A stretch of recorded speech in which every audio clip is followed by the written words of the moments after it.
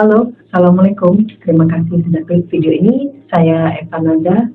Saya akan membacakan kisah Sherlock Holmes, A Study in Scarlet, penelusuran benang merah karya Sir Arthur Conan Doyle. Setelah di bagian 2, bab 3, kita mengetahui bahwa John Ferrier dan Lucy merencanakan untuk melakukan pelarian dari orang-orang Mormon. Baiklah, kita akan lanjutkan kisahnya.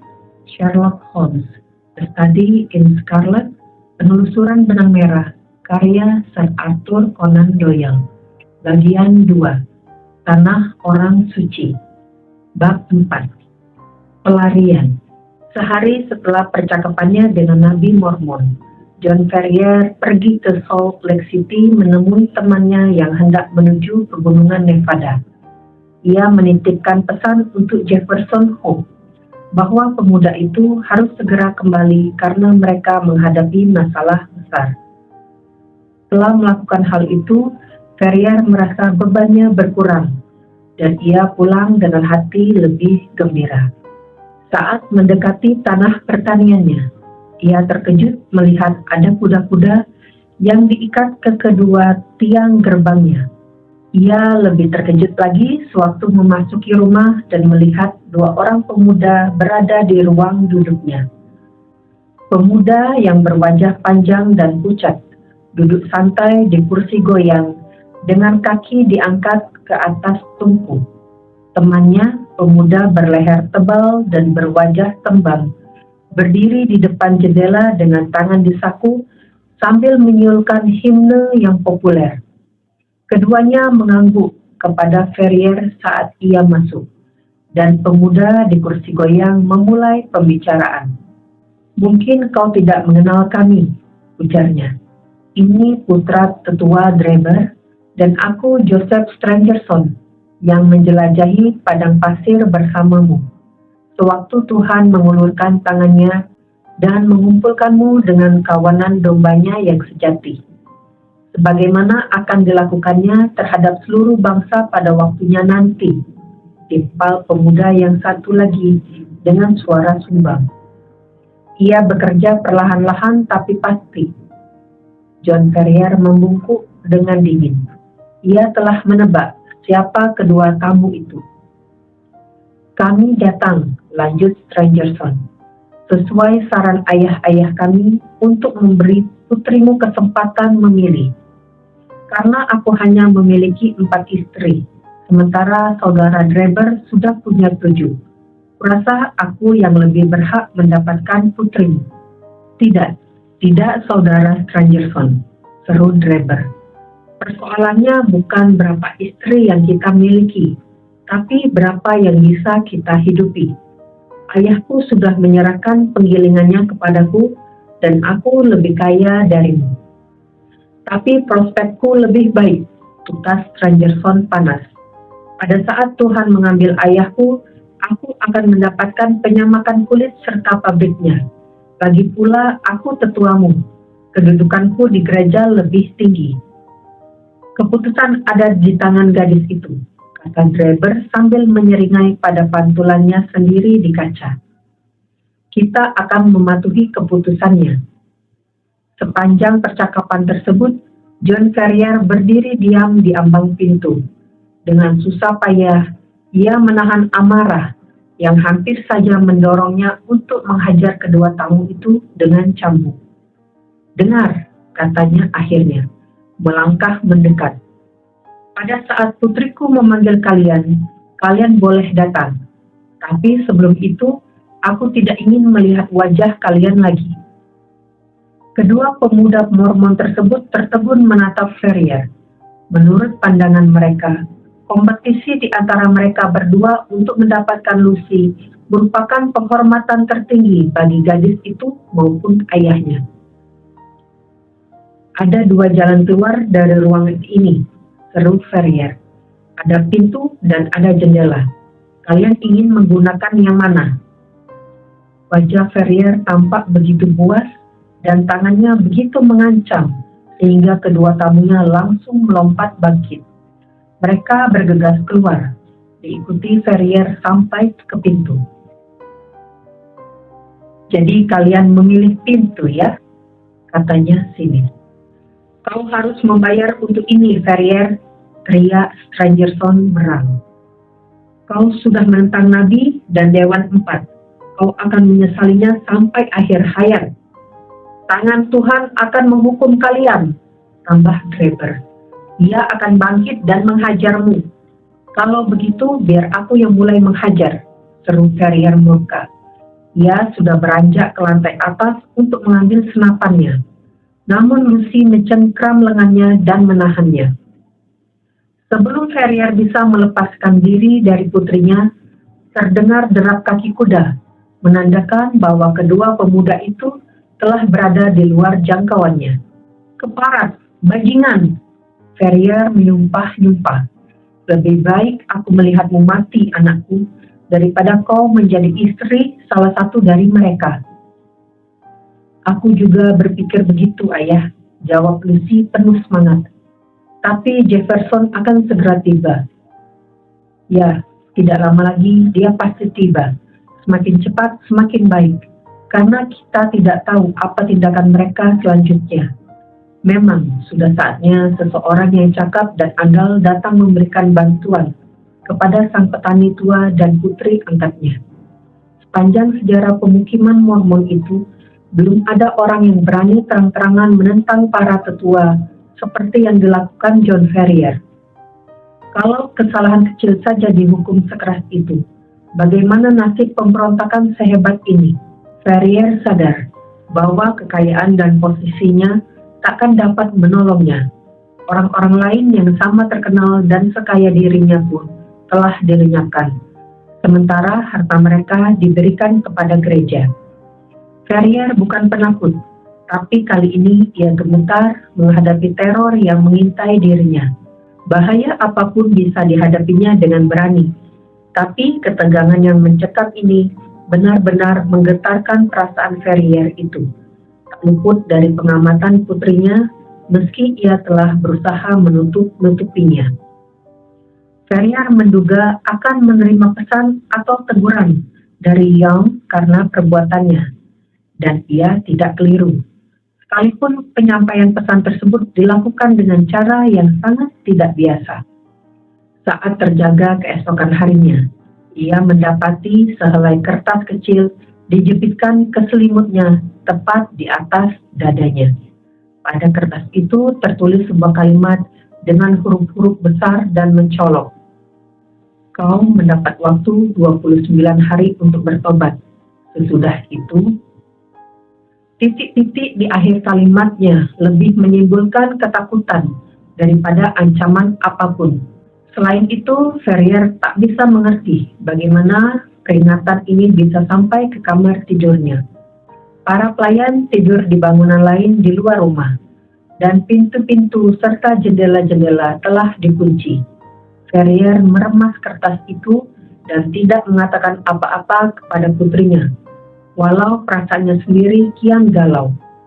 29 hari, dengan kekuatan serta keberanian dari mana ia harus menghadapi musuh yang demikian misterius.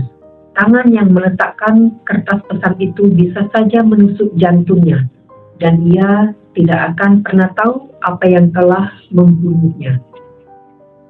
Pagi berikutnya terjadi peristiwa yang lebih mengguncangkan. Ferrier dan putrinya sedang duduk menikmati sarapan, ketika Lucy tiba-tiba menjerit sambil menunjuk ke atas. Di tengah-tengah langit tertulis, tampaknya dengan tongkat kayu yang dibakar, angka 28. Lucy tidak mengerti makna tulisan itu, dan Ferrier tidak bisa menjelaskan. Malam harinya, ia duduk berjaga dengan membawa senapannya. Ia tidak melihat atau mendengar apapun, tapi keesokan harinya, angka 27 telah dicatkan besar-besar di pintu rumahnya. Pada hari-hari selanjutnya, Ferrier mendapati bagaimana musuh yang tidak kasat mata itu terus menghitung dan menandai jumlah hari-hari yang tersisa di berbagai tempat yang mencolok. Terkadang angka tersebut muncul di dinding, terkadang di lantai, sesekali berupa plakat kecil yang ditempelkan di gerbang kebun atau pagar. Sekalipun telah berusaha keras, Ferrier tidak pernah bisa menangkap bahasa pemberi pesan itu. Kengerian yang luar biasa mencekamnya setiap kali ia melihat angka itu. Sepertinya musuh yang dihadapinya tak terdiri dari darah dan daging. Ferrier menjadi berantakan dan gelisah, bagaikan binatang yang sedang diburu. Ia hanya memiliki satu harapan sekarang, yaitu kedatangan sang pemburu muda dari Nevada. 20 menjadi 15, dan 15 menjadi 10. Namun tidak ada berita dari pemuda tersebut. Satu demi satu angkanya mengecil, tapi tidak terlihat tanda-tanda kehadiran Hope. Setiap kali terdengar suara penunggang kuda di jalan, atau kusir yang berteriak kepada kuda-kudanya, Ferrier bergegas ke gerbang, mengira bantuannya akhirnya datang.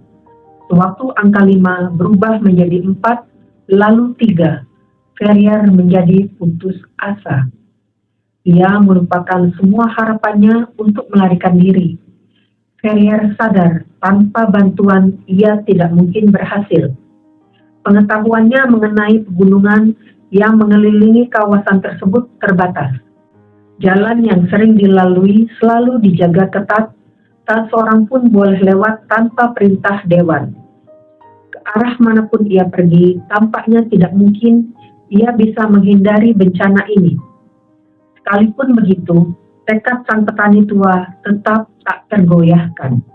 Ia lebih baik mati daripada menyaksikan putrinya dilecehkan. Suatu malam, Ferrier duduk seorang diri, mempertimbangkan masalahnya secara mendalam, dan mencari-cari jalan keluar. Tadi pagi, angka 2 ada di dinding rumahnya, dan besok merupakan hari terakhirnya. Apa yang akan terjadi sesudah itu? Segala bayangan yang menakutkan melintas dalam benaknya. Dan putrinya, bagaimana nasib gadis itu setelah ia tiada?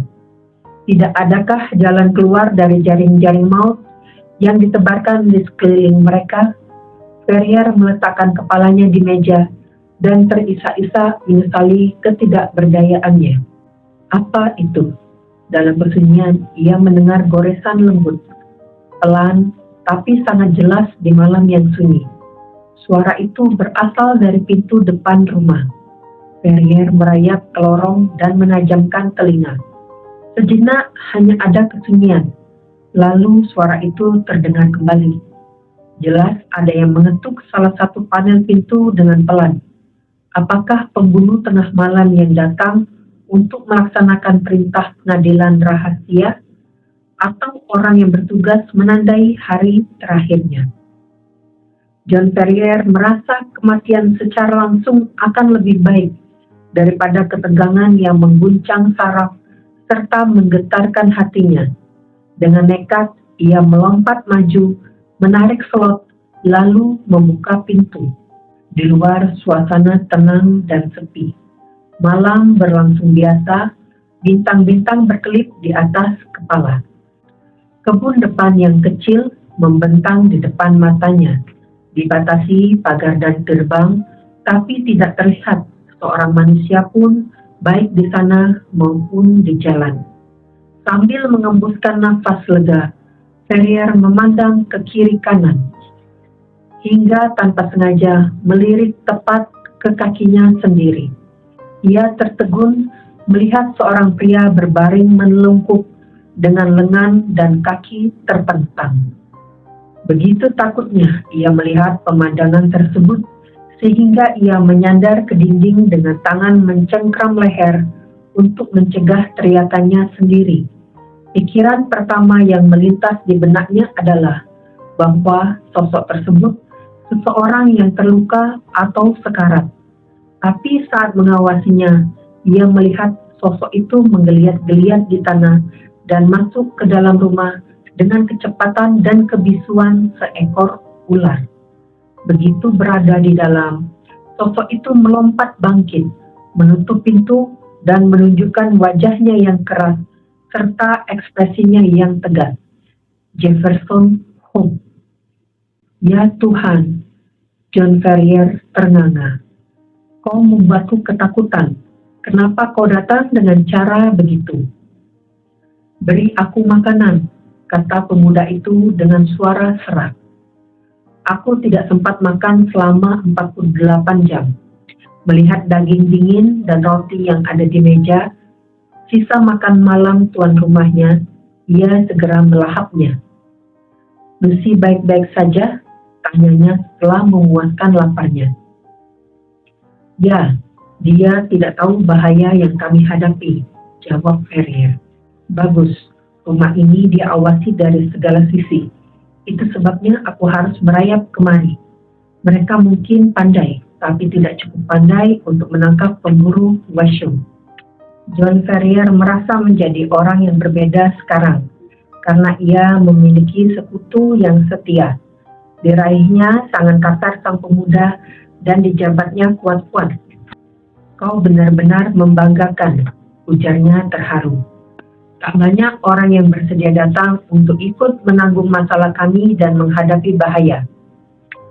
Kata-katamu ada benarnya, kata sang pemburu muda.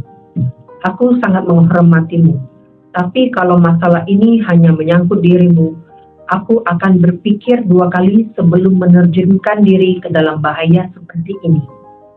Aku kemari karena Lucy. Lebih baik keluarga Hope berkurang 1 daripada kubiarkan gadis itu disakiti. Apa yang harus kita lakukan?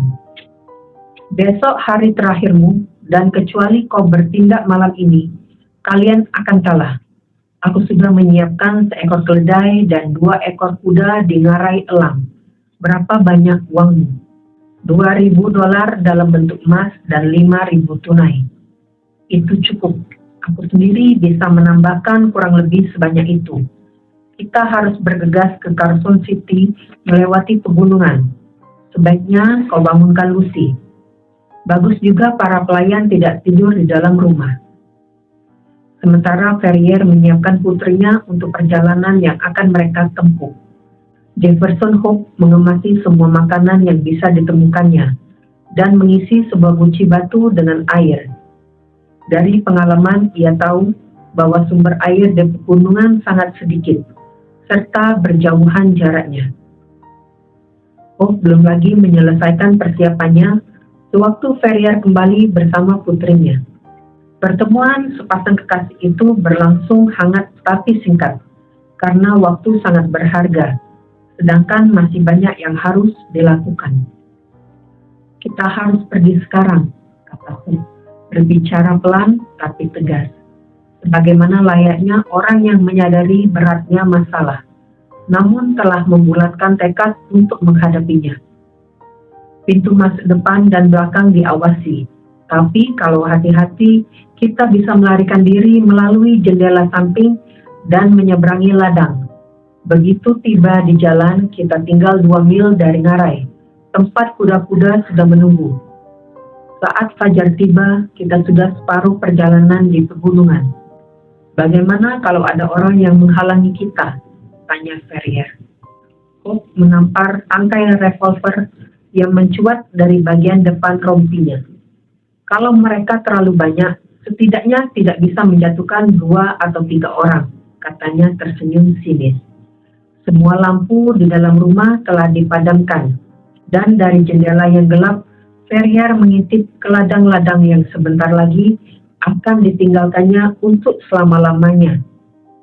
Ia telah lama memberanikan diri untuk melakukan pengorbanan ini, dan pikiran tentang kehormatan serta kebahagiaan putrinya mengalahkan penyesalan apapun tentang hilangnya harta.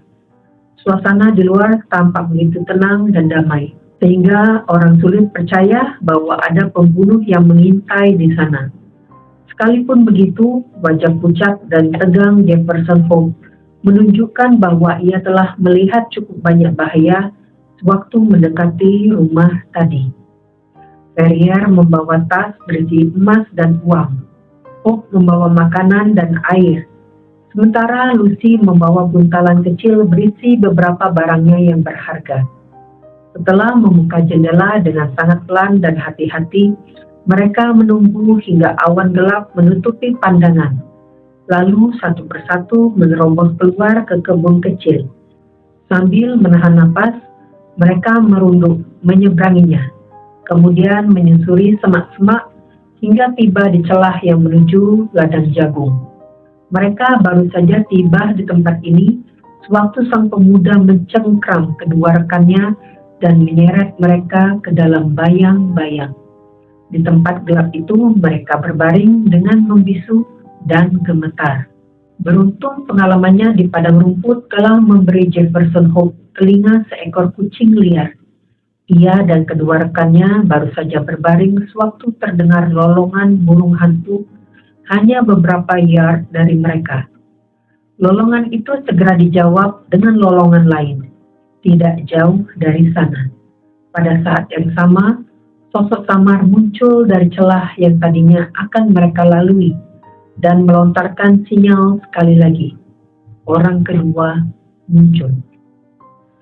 Tengah malam besok, kata orang pertama yang tampaknya lebih tinggi jabatannya.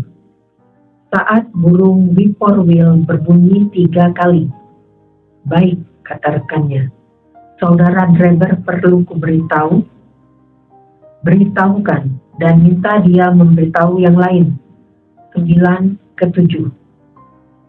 7 ke 5, sahut orang tersebut. Dan kedua sosok itu menyelinap ke arah yang berlainan. Kata-kata terakhir mereka jelas semacam sandi. Begitu bunyi langkah-langkah kaki mereka telah menghilang di kejauhan, Hope melompat bangkit. Ia membantu Ferrier dan putrinya melewati celah, lalu memimpin jalan melintasi ladang secepat mungkin, setengah menggendong Lucy saat kekuatan sang gadis tampak merosot. Cepat, cepat, katanya terus-menerus. Kita berhasil melewati barisan penjaga. Segalanya sekarang tergantung pada kecepatan. Cepat! Begitu tiba di jalan, mereka mencapai kemajuan dengan cepat. Hanya sekali mereka bertemu orang, dan mereka berhasil menyelinap ke ladang sebelum sempat dikenali.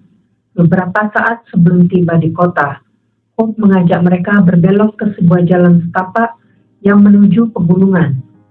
2 puncak yang gelap dan bergerigi menjulang di atas mereka, dan celah di antara kedua puncak tersebut adalah ngarai elang. Dengan naluri yang luar biasa, Hope memimpin jalan di sela-sela bongkahan batu besar dan sepanjang sungai kering, hingga mereka tiba di sudut yang terhalang bebatuan. Di sana, keledai serta kuda-kuda mereka telah menunggu. Lucy dinaikkan ke keledai, Hope dan Ferrier menunggang kuda. Lalu mereka memulai perjalanan melewati jalur yang berliku-liku dan berbahaya. Rute yang dipilih Hope sangat membingungkan bagi mereka yang tidak terbiasa menghadapi alam liar. Di satu sisi, tebing curam menjulang setinggi lebih dari 1000 kaki, hitam, tegas, dan mengancam. Di sisi lain, terdapat tumpukan bebatuan besar kecil yang tidak mungkin dilalui. Jalan setapak yang mereka susuri begitu sempit di beberapa tempat, sehingga mereka harus berjalan beriringan, dan begitu sulit sehingga hanya penunggang kuda berpengalaman yang mampu melintasinya. Meskipun mereka harus menempuh semua bahaya serta kesulitan itu, perasaan ketiga pelarian tersebut sangat ringan, karena setiap langkah berarti memperlebar jarak di antara mereka dan bencana. Namun tak lama kemudian mereka mendapat bukti bahwa mereka masih berada di tanah orang suci. Mereka telah tiba di kawasan yang paling liar dan terkucil dari celah tersebut, sewaktu Lucy menjerit terkejut dan menunjuk ke atas. Di atas sebuah batu berdiri seorang penjaga yang sedang mengawasi mereka. "Siapa itu?" teriak sang penjaga. "Pengelana dengan tujuan Nevada," jawab Jefferson Hope. Tangannya siap mengambil senapan yang menjuntai di pelana.